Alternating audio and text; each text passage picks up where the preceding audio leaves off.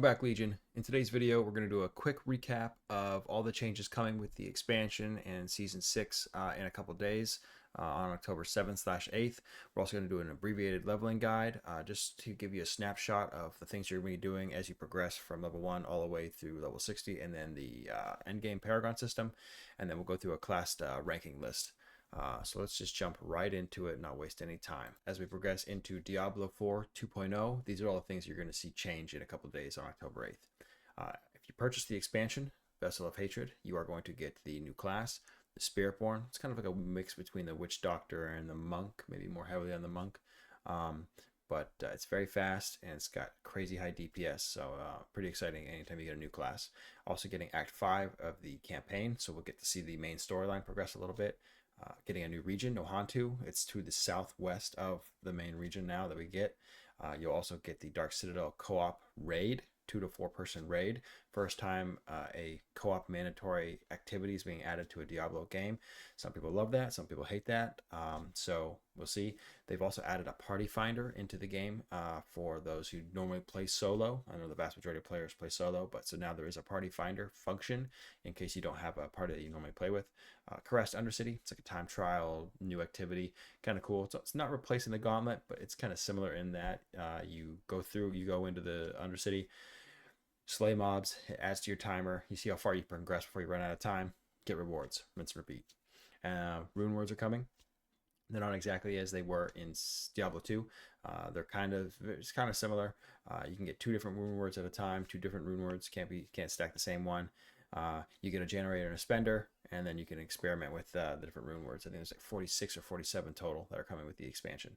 And then you also unlock the mercenary system, which you get through doing the new quest line in Season 6. But basically, we get a follower system now. If you didn't purchase the expansion, you at least get Season 6 for free. The Season of Hatred Rising, which has a new quest line that focuses on the Zakarum faith, has been working through that quest line, unlocks class specific rewards based on the class you chose. There's a new seasonal regional event. There's this new spawning enemy type that summons a portal. You go in, kill stuff, kill the boss, get loot. Seething Realm Dungeon is also coming with the new season. All the classes are getting some new skills, mostly passives. You get a small rework to the class system. There's some new items coming, a couple new mythics, a couple changes happening there, adjustments to new aspects and adjustments to aspects, and then temporary manuals. I think there's a couple more extras coming in, but also they reduced the number of affixes in each temporary manual. Overall game changes, the big changes that are coming. We're getting away from world tiers and moving into difficulties. So you're not going to no longer be world tier 1, 2, progress through there. You're going to have the difficulties: normal, hard, expert, and penitent. And then once you get to a certain level in the pit, pure pit 20, you unlock the torment difficulties: torment 1, 2, 3, and 4. Significantly more difficult. You get debuffs as you progress through the torment levels. You get debuffs to your resistances in your armor. Enemies get harder. The most important factor to understand for the torment levels is once you hit the torment 1, complete pit level 20, unlock torment 1, you're on torment 1, every single item in the game is available to you. There's nothing locked behind torment 2, 3, and 4. The only thing you get going through the higher torment levels is just higher drop rates. So you're farming for this item and you want it to be this level and with these affixes and this aspect on it, well, you can get it at torment 1, but you just have a higher chance of getting it the higher torments you go. Paragon board changes. They're now capping how many Paragon boards you can have to 5, including the starter one. So they're trying to make you focus more on the Paragon boards you have instead of just getting as many as you can and getting all the glyphs in there as you can. And ancestral item changes. They're getting rid of sacred items. Now it's all just ancestral items, which can be dropped at tier level, torment level 1. And those are the items you're going to be hunting in the end game. Torment ancestral items are guaranteed to drop with 1 greater affix, guaranteed, but they're going to be rare. So the end game item hunt is going to be for the ancestrals. Now let's move to an abbreviated leveling guide. So I'll just say this right off the rip: play how you want to play. This is a general outline, kind of like a glide path of what you'll go through as you're leveling. Certain things you'll progress through, but just play how you want to play. Same thing with the class. Pick your class, pick who you want to play. Spiritborn's the new class. It's going to be the hotness. Everybody's going to be playing it. It's going to be overpowered. You're going to see them everywhere. But if you've been feeling running the rogue, run rogue or druid or whatever. we'll get through my class rank list here in a minute, but just pick what you want to pick and play how you want to play. With that being said, the general battle rhythm will be you're going to pick your class, and then from level 1 to 37/40ish. If you haven't done the campaign yet, you'll probably knock out the campaign. I myself have done the campaign, but I haven't done Act 5 because it hasn't been out yet, so it's going to drop. I'm going to go through and see what's going on in the campaign. I'm pretty invested in the Diablo storylines, so I kind of like what's going on and learning about it, whatever. I mean, hell, I've got artwork of Diablo up on my wall behind me, so I'm kind of into it. I read some of the books, it's pretty cool. So you'll knock that out. Highly recommend doing the Season 6 quest line, the one that follows the Zakarum Faith and Akarat, the prophet. As you progress through the Season 6 quest line, you'll get experience, you'll be exploring the new region of Nahantu, etc., etc. This is an opportunity for you to go through, and progressing through the quest line unlocks the mercenary system and unlocks a new consumable called opals. Opals give you an XP boost, and it stacks with elixirs that also give you XP boost. So if you're looking to level fast, get through the quest line, unlock class mechanics if you haven't done that for your class yet. Unlock those opals, get the mercenary, put the appropriate mercenary you want on with the opals, with the elixirs, and now we're blasting. You're gonna fly through it. Okay. Once you complete that and continually grind that for the rewards, the class specific rewards, then you'll probably want to mosey over to Helltides. Gone are the days of the dopamine tunnels and stronghold resets and all the cheesy ways to level as fast as possible. Now, the best way is strongholds and Helltides. So ideally, you'll want to go to Helltides, knock out a few of those. Those are live every hour, 55 minutes on the hour. You'll want to smash through some nightmare dungeons as soon as you acquire the first key, which you can get through various different ways, the quest line, Tree of Whispers, bounties, etc. But as soon as you get your first key, you're going to want to probably start blasting nightmare dungeons. Explore the new region of Nahantu. There's new regions in there. They're not altars of Lilith or something else, but you want to explore those and get all those knocked out. It's going to add to your renown system anyway. And then stronghold completion for each zone. You're absolutely going to want to do this. From everything that's been seen in the PTR, the fastest leveling methodology is completing the strongholds, because you get a humongous dump of XP as soon as you cap and finish the end of the stronghold. Go in, clear all the enemies, clear the objectives, kill the boss at the end of the stronghold, redeem the area. Oh, it's been cleansed. Cool. And you get a huge dump of experience. So that's generally what you're going to do, going from level 1 to 37. Then as you're going from like 37/40 up to 60, the general things you want to do is complete the pit levels 20 as fast as possible. Because like I said before, it's going to unlock Torment 1. Once Torment 1 is unlocked, everything becomes available to you. Ancestral item chances to drop, mythic items chances to drop. Granted, they're still going to be small when you're low that level, but everything's available to you now. You're going to farm Helltides and Nightmare Dungeons. Doing Nightmare Dungeons and pits is where you're going to get your Masterworking and Glyph XP. So remember, they flip-flopped it. You no longer get Masterworking items from the pit. The pit drops you chances for upgrading your glyphs, which go from 1 to 100 now. And then doing Nightmare Dungeons is where you're going to get Masterworking materials. So you're going to go Nightmare Dungeons. You're going to slay every single thing you find, every single event you find, kill the boss at the end. You're going to get tons of Masterworking materials. And then you're going to farm pits. You're going to pit push or pit farm for Glyph XP. Very, very similar to the Greater Rift and Legendary gem system of Diablo 3. Excuse me. Farm boss mats. So you're going to get boss materials from doing Nightmare Dungeons. You're going to get boss materials from doing Helltides. You're going to get boss materials all over the place. But there's going to be times where you want to specifically target farm.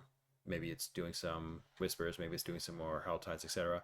But you want to start farming up boss materials, because once you get further and further in the game, then you're going to want to start running bosses, and then you're going to farm the hell out of the bosses for chances for mythics.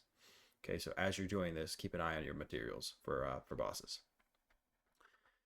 You're going to hit level 60, which is the new end game, new level cap when you kind of approach end game, and then you progress through the Paragon system, where you go from Paragon 1 to level 300. Okay, it's a bit of a grinder. It's a bit of a longer one now.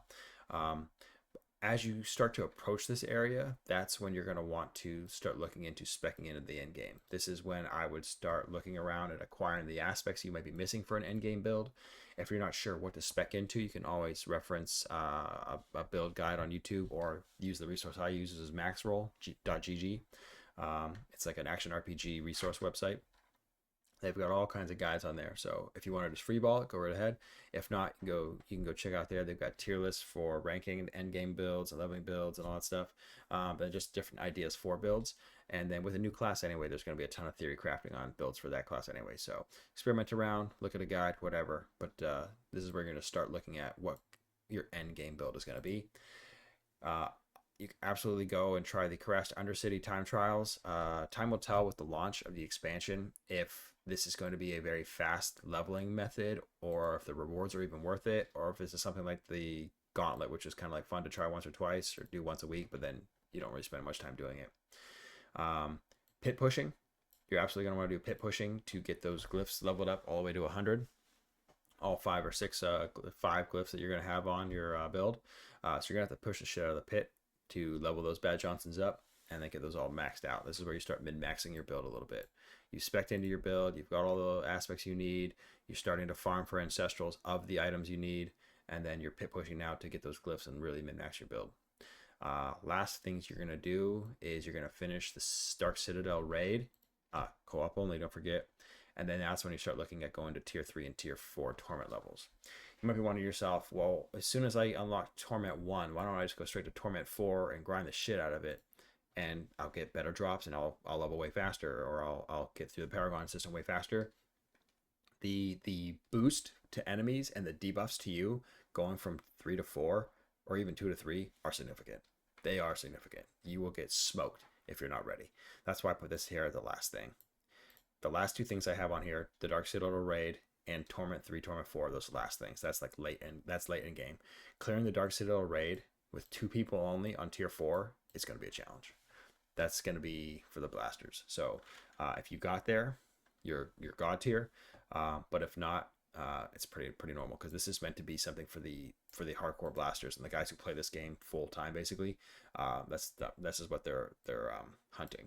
I think clearing tier 4 Dark Citadel unlocks a very special, unique cosmetic. So that's the general outline for leveling for the expansion. Okay, now let's move to the class rank list. Okay, so everyone wants to know what class is strong, what class is weak. So we'll just go right into it. How do we gauge what classes are strong, what classes are weak? I like to use the overall leveling experience, how friendly a class is for casuals, not only for complexity of the class and the mechanics for that class and the builds and how they work and the rotations, but also don't forget, completing the seasonal quest line spoon feeds you almost like a build, or like aspects that are built around a theme for a build. So some classes get basically given a really, really top tier class build by just completing the quest line. So that's something to consider as well. Speeds, of course, we absolutely have to consider what classes are fast, what classes are slow. Granted, speed in Diablo 4 is not like it was in Diablo 3, where you were just zooming and melting everything on the screen instantaneously. Even on like Torment 16 and you know, Greater Rift 120, you're still speed farming it. It's not like that. It's not that kind of speed, but there is some variation to it. End game, so this is looking at the end game builds and which ones are strongest, which ones are clearing the highest content, how easy a class can clear T4 Dark Citadel. That might be a metric that's used to gauge how strong these classes are. And then I also like to look at build variety. I think that's one of the things that gets overlooked a lot. It's talked about, but I think it gets overlooked a lot as far as like classes go and ranking them, because that's what keeps games gives longevity to the games, right? If what class has one viable build that's used for the end game and nothing else, and it centers around the 2 skills that you're just rotating through, this skill, that skill, and everything else is, you know, automatically procced, that's kind of boring. Some people like that, and I like that for farming, having like a brain dead build, like a Necro Companions build, just to do everything for me and farm for me. But once I get into like the end game and I want a challenge, I want to be engaged. I want to be, you know, I want to build it. So I just like how classes having variety, having a brain dead build, like a Goblin Blaster, having like a really complicated build that's, you know, very high skill ceiling, but also very high barrier to entry. So those are all the kinds of things I look at. Not going to get super technical and deep into the weeds with like numbers and stat crunching and stuff like that, but this is just my general overtake of what I've seen going into the expansion, the PTR, the hot patches, the fixes, the changes, and then the game preview that's been released over the last week for certain select content creators. So get right into it. Class 6, I've got ranked the Barbarian. Whoa.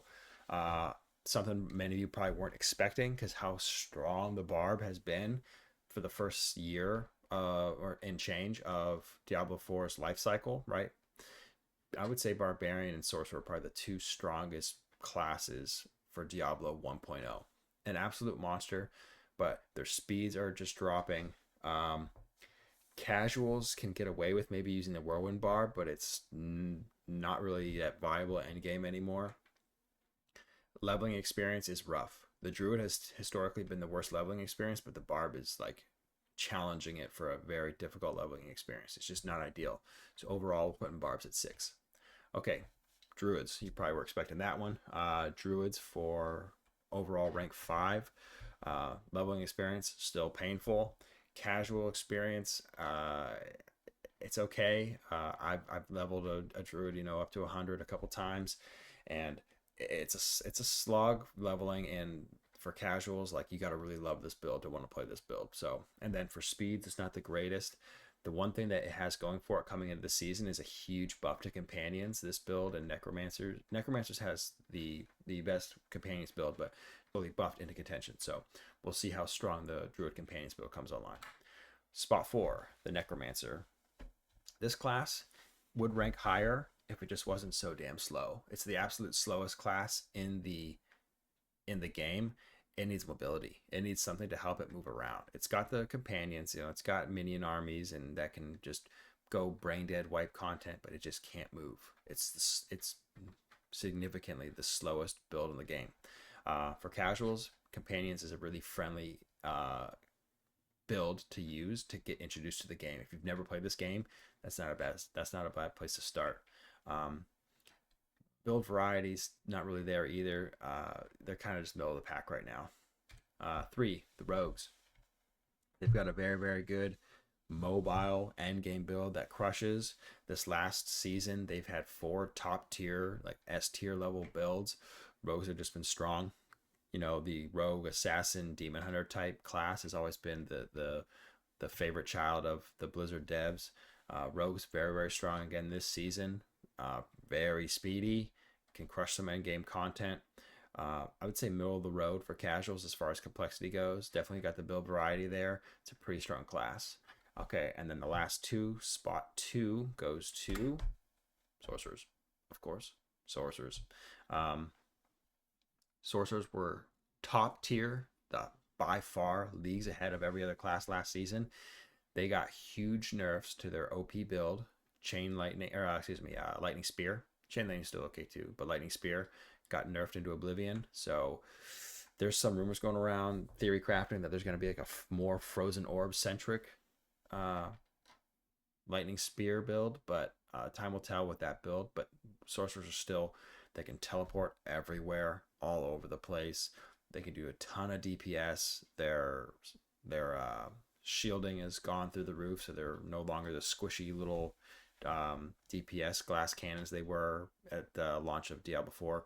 They're solid. And then, of course, as you guessed it, in spot 1 is the Spiritborn. It's their brand new class. It's going to be overpowered, whether Blizzard intends it or not. Some say that they want it to be overpowered to encourage people to want to come in and buy the expansion, kind of push the expansion a little bit. Wow, it's so overpowered. How much of a bummer would that be if you paid the $35 minimum for the expansion and you got in to play the new class and it was a dud? That wouldn't be very fun. So naturally, it's brand new. It's going to be OP. It's going to be top of the charts. Hopefully they don't course correct and nerf it into Oblivion the following season, right? We still want all the classes to be, this season, that season. They're vying. They're kind of going back and forth. We don't always want it to be overbalanced, but this class is just fast. It's fast. There's so many dashes in all of its skills. It's OP as shit. It's super strong. It smacks. The Centipede spec is strong. Eagle spec is strong.